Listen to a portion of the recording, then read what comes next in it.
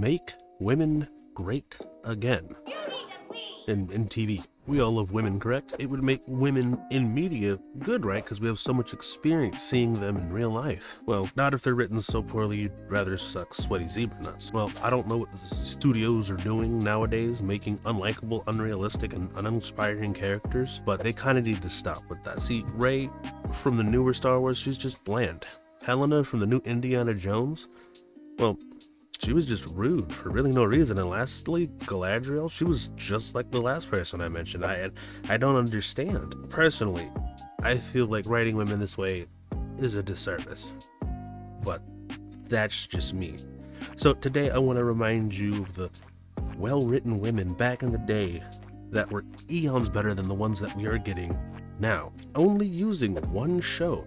But first, I want to go over some of the other women that I could have used, but for, the sake of time, I'm just going to have it as a short list. But know that I could have made it so much longer. Number 1, Sam from Totally Spies.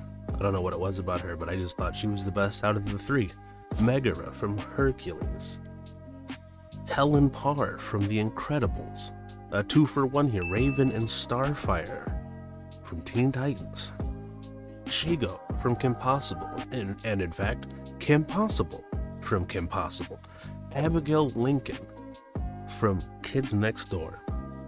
Nani Pleakley from Lilo and Stitch. Fiona from Shrek, and Mulan from, well, Mulan. Yes, I get it, they're hot, yeah, but who's your favorite except for Abigail Lincoln? She was a child. Like, I want to see none of that in the comments. But I bet you money that your favorite person on this list is on this list because they were cool and relatable, not just because they were women. But also, like, comment your favorite one in the comments below, and if she wasn't on the list, put her in the comments. I want to know what you guys are rocking it with. Now, with that out of the way, let's talk about the one show that I believe Hollywood should take a look at and get tips on how to write women. So today we're talking about Avatar: The Last Airbender. Not that one. And not the Netflix one either. That was garbage. The actual OG original show. The show by far, to me, has the best writing in any show ever. Fight me. Don't believe me? Let me show you 3 women in the show that made me and most men who watch the show want to be better men. Now, in no particular order, Katara.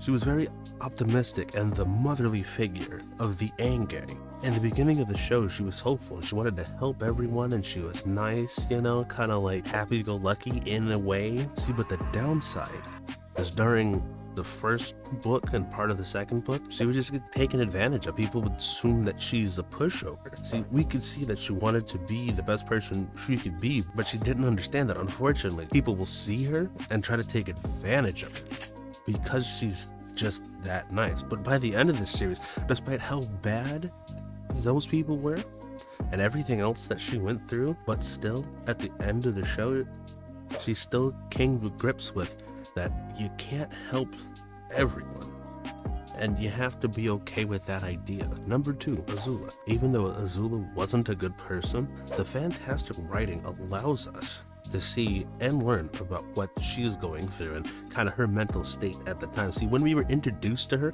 in the middle of this series, she was that prim, proper, elite warrior of the Fire Nation. And as the series continues, you get to see all of that unravel before her. The weight of the pressure that was put on her by her father, Ozai, absolutely debilitating. But interestingly enough, in contrast, we do see Zuko, her brother, realizing just because his father wanted him to be that way or be a certain way, it just wasn't gonna work out. They went through a lot of pain and strife in order to realize that he was his own person. But that's Zuko. That's a whole nother topic that we can get in later if you want to. Put that in the comments below. What we learned about from Azula is ruling with fear doesn't work. Doing nothing but trying to obtain power will ruin you and your friendships. And lastly, lying is bad. Although the last lesson is super simple, seeing that come full circle as a child is very, very memorable.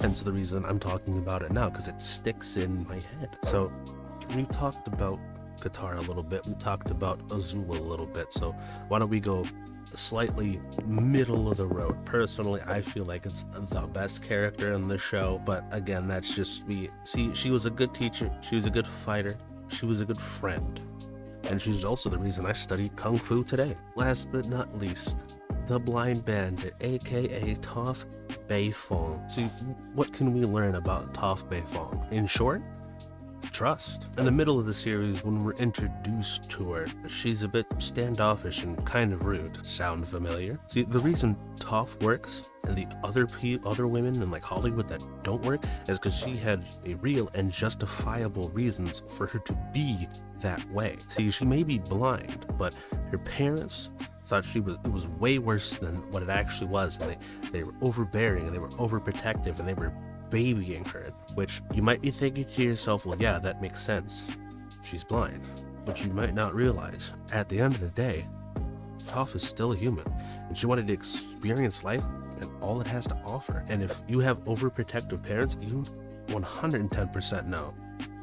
Sneaking around and hiding things, she did both. See, she hid the fact that she was an earthbender. The best bending style, fight me in the comments if you dare. She also had to sneak around to become the Blind Bandit.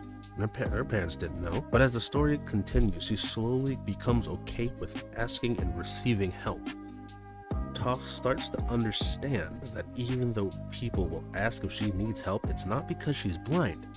It's because they're friends. So in this short little synopsis, what have we learned about these well-written women in this show made, what, in like 2005?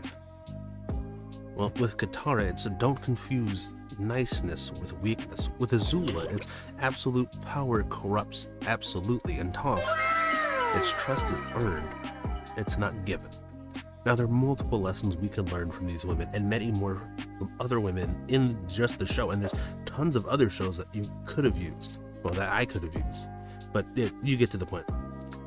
What's the overarching lesson that Hollywood can learn? You need to make women, you need to write women, you need to create women in your shows that are multifaceted, okay? This one-dimensional thing just isn't working, and multiple people have said it, and it's not just men. It might just be me, but I do feel like writing women in this way does a disservice to all the great women that came before them in shows, in movies, in games, and in real life.